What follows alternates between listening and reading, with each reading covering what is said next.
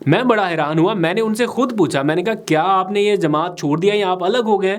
तो उन्होंने जवाब दिया कि मैंने ज्वाइन ही कब की थी। तो मेरे लिए बड़ा सरप्राइजिंग था कि अगर आपने ज्वाइन ही नहीं की तो ज्वाइनिंग तकरीब में और बाकी सारा ये सब क्या था? तो वो देख के यूं यूं यूं यूं हाथ हिलाने लग गए, यूं हर तरफ, इधर भी और इधर भी, बंदा कोई भी नहीं था। मैं हैरान, मैंने कहा ये क्या कर रहे हैं, मतलब किसको हाथ हिला रहे हैं? तो वो जब टेलीविजन पर नशर हुआ मीडिया की आंख से, तो वो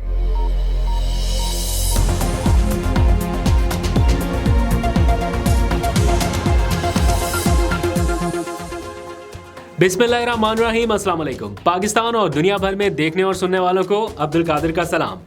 चंद घंटों बाद इमरान खान और नवाज शरीफ के कानूनी केसेस की अहम कार्रवाई शुरू होने जा रही है। दोनों के कौन कौन से केसेस हैं, इसकी तफसीलात आपको बताऊंगा। और फिर ज़रा बात करनी है नवाज शरीफ के जलसे के बाद और पीटीआई के कन्वेंशन से पहले की सूरत हाल की। एक तरफ सिक्योरिटी प्रोटोकॉल वाली गाड़ियाँ और दूसरी तरफ प्रिजन वैन्स, कैदियों को पकड़ने वाली। आज घर के बेदी ने भी लंका ढाई है, जिसे डॉन अखबार ने रिपोर्ट करते हुए बताया है कि लाहौर बिलोंग्स टू पीटीआई, क्योंकि लाहौर मिस कर रहा है पीटीआई को। किस तरह से, वो भी सारी तफसीलात। फिर इस सारी गहमा गहमी में परवेज़ खटक ने भी एक शानदार जलसा किया है, लेकिन खाली कुर्सियों से। इन सब मामलात की तफसील कुछ ही देर में, लेकिन सबसे पहले थोड़ा सा जिक्र करना है शहीद अरशद शरीफ का, जिसे आपसे और हमसे बिछड़े 1 साल मुकम्मल हो रहा है। आज से ठीक 1 साल कबल 23 अक्टूबर को जब पाकिस्तानी सोकर उठे तो टीवी चैनल्स पर एक कोहराम बरपा था।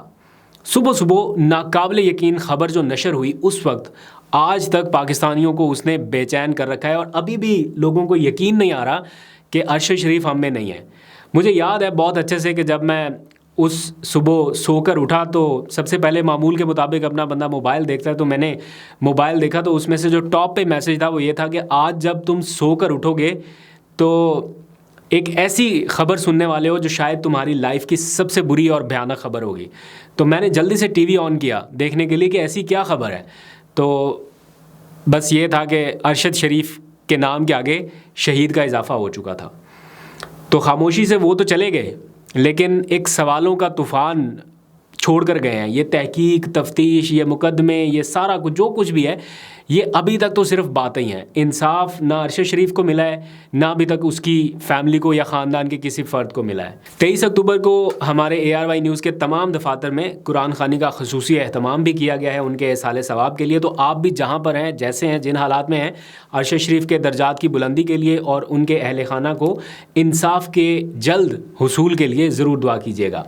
आगे बढ़ते हैं, थोड़ी सी बात करते हैं 3 मुख्तलिफ सियासी इज्तिमात की।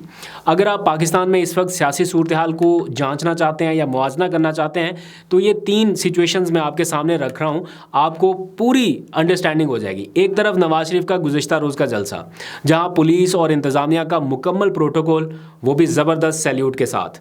दूसरी तरफ PTI का लाहौर में वर्कर कन्वेंशन जो आज होना था, लेकिन होने से पहले इंतज़ामिया ने रुकवा दिया।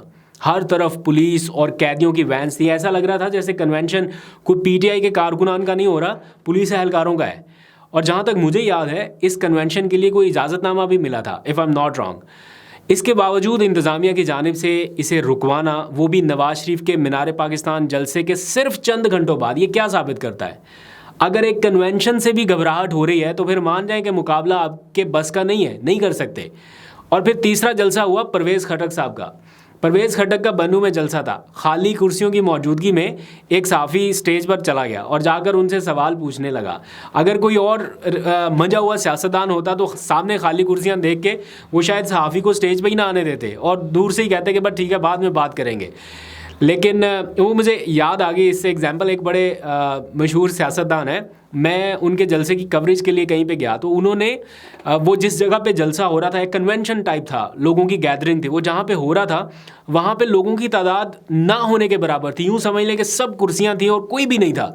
तो मैं बड़ा हैरान था कि ये कैसे खिताब करेंगे, किससे करेंगे। बहरहाल मीडिया के लोग मौजूद थे। तो वो साहब, मैं अभी नाम नहीं ले रहा, फिर कभी बता दूंगा, वो जैसे ही स्टेज पे आए उस जगह पे, वो जो एक राहदारी को उन्होंने स्टेज में कन्वर्ट किया था, उसके ऊपर आए तो वो देख के यूं यूं यूं यूं हाथ हिलाने लग गए, यूं हर तरफ, इधर भी और इधर भी, बंदा कोई भी नहीं था। मैं हैरान, मैंने कहा ये क्या कर रहे हैं, मतलब किसको हाथ हिला रहे हैं? तो वो जब टेलीविज़न पर नशर हुआ मीडिया की आंख से, तो वो वन साइडेड व्यू था। तो वो ऐसा लग रहा था जैसे सामने को बहुत ज़्यादा लोग खड़े और उनको हाथ हिला रहे हैं। तो अगर परवेज़ खटक साहब भी बस यूँ हाथ हिला देते, उसको बंदे को स्टेज पे ना आने देते, तो शायद थोड़ी बचत रहती। लेकिन खैर आजकल सोशल मीडिया का ज़माना है, चीज़ें आ जाती हैं। तो वो सहाफ़ी ने जाके स्टेज पे पूछा कि बताएं कुर्सियाँ क्यों खाली है, और फिर आगे से उन्होंने कहा नो कमेंट्स। उन्हें पता नहीं क्या लगा होगा कि क्या पूछ रहे होंगे, क्या पूछने लगा मेरे से कि इतना बड़ा जलसा आपने कैसे कर लिया, जो बड़े कॉन्फिडेंट होकर बैठे थे। सहाफ़ी ने सीधे ही सवाल पूछा कि जनाब ये कुर्सियाँ क्यों खाली हैं, तो उन्होंने बोला नो कमेंट्स। और उसके बाद फिर जब कैमरा घूमा तो पता चला कि आगे पीछे तो कुछ भी नहीं है, गलियां सूझी हैं, और वो क्या कहते हैं मिर्ज़ा यार जो भी है वो बीच में बैठे हुए हैं। एनीवेज, ये जो मैंने आपको 3 सिचुएशंस बताई हैं, एक जमात एक तरफ पूरी सरकारी सहूलतकारी, दूसरी जमात के लिए सख्त पाबंदियां, और बाकी जमातों में अवाम इंटरेस्टेड ही नहीं है। फिर IPP इस्तेहकाम पाकिस्तान पार्टी, उन्होंने भी कहा हम भी बहुत जल्द अपने जलसे शुरू करने जा रहे हैं। अभी इलेक्शन सर पे हैं, पार्टी बन गई, लोगों की शमूलियत भी वो तोड़ तोड़ के कर रहे हैं, लेकिन उनके जलसे अभी तक नहीं। परवेज़ खटक साहब का तो फिर हौसला है ना, वो जलसे कर रहे हैं, उनको लगता है कि कहीं ना कहीं वो कुछ कर लेंगे। लेकिन IPP ने अभी तक अपने जलसे शुरू नहीं किए उस तरह से जैसे करने चाहिए थे। मीटिंग्स उनकी ज़रूर हो रही है। उन्होंने एक बंद कमरा मीटिंग में ये फ़ैसला किया, जिसके बारे में मैंने कन्फर्म भी किया। वो फ़ैसला ये था कि वो अब इलेक्शन जो है वो नवाज़ शरीफ के ख़िलाफ़ बयानियाँ बना के ही लड़ सकते हैं, और तो इस टाइम कोई सिचुएशन नहीं है। PTI के ख़िलाफ़ क्या बयानियाँ बनाएंगे, वही लोग हैं जो PTI से आए। तो PTI को हैमर करने के साथ साथ फ़ैसला ये हुआ था कि नवाज़ शरीफ के ख़िलाफ़ भी बयानियाँ बनाएंगे, तभी को थोड़ा बहुत वोट मिल सकता है। लेकिन अब उनके अपने रहनुमा जो हैं वो नवाज़ शरीफ साहब को प्रोटोकॉल दे रहे हैं। हेलीकॉप्टर भी सुना है जहांगीर तरीन साहब का चला गया, लेने वाला बंदा भी IPP का है जो जिन्होंने इस्तकबाल किया। तो IPP में जाने वाले लोग जो हैं वो खुद कंफ्यूज हैं कि करना क्या है। फॉर एग्जांपल अली जैदी हैं, उन्होंने IPP में हमारे सामने शमूलियत इख्तियार की। सबको पता है कि वो शमूलियत की उस तकरीब में मौजूद थे, उनकी तस्वीर हैं, मुलाकातें हुई, तो लोगों को ये लगा कि वो IPP में शामिल हो चुके हैं।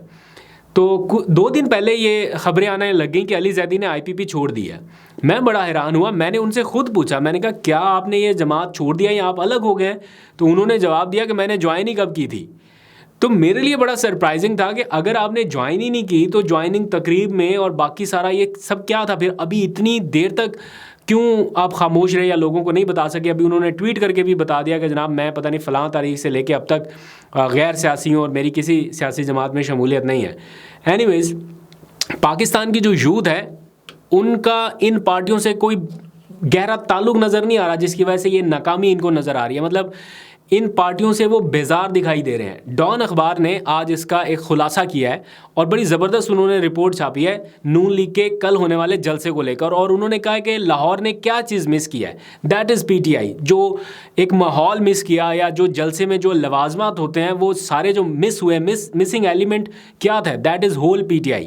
इस जलसे में लाहौरी फ्लेवर नहीं था, बड़ी तादाद में लाहौरियों की शमूलियत भी नहीं थी, और सबसे अहम चीज़ ये कि नौजवान नस्ल नहीं थी। ये डॉन अखबार की रिपोर्ट है। वो कहते हैं कि लाहौर शहर में कौमी असम्बली की 13 और सूबाई असम्बली की 25 नशिस्तें होने के बावजूद इस जलसे में लाहौरी नज़र नहीं आए। शहर में मामूलात ज़िंदगी मामूल के मुताबिक चल रहे थे, और जो नून लीग एक रहनुमा है उन्होंने डॉन न्यूज़ को नाम जाहिर ना करने की शर्त पर कुछ बातें बताई हैं जो डॉन अखबार ने एज इट इज़ छाप भी दी हैं उनका नाम जाहिर किए बगैर। वो लिखते हैं कि नून लीग के एक रहनुमा ने तस्लीम किया है कि नवाज़ शरीफ नौजवानों में मकबूल नहीं है। वो ख़ुद बूढ़े हैं और उनके इर्द गिर्द भी बूढ़े लोग जमा हैं। मरियम नवाज़ अलबत्ता ज़ोर लगाकर नौजवान नस्ल को घेरने की कोशिश ज़रूर कर रही हैं, लेकिन उनकी कोशिशें नवाज़ शरीफ की आमद से पहले जो मुहिम चलाई गई थी उसमें मतलूबा नताइज ना मिलने के साथ ही ख़त्म भी हो गई और नाकाम भी हो गई।